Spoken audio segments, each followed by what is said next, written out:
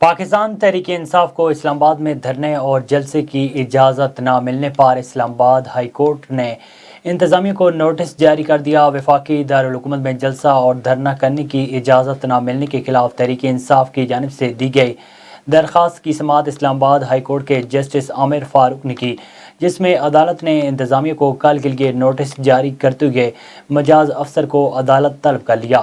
P T I کے وکیل نے عدالت میں موقف اختیار کیا کہ تحریک انصاف نے حقیقی آزادی مارچ کے لیے NOC کی درخواست دی ہے، جبکہ اسلام آباد انتظامیہ اس معاملے کو لٹکا رہی ہے۔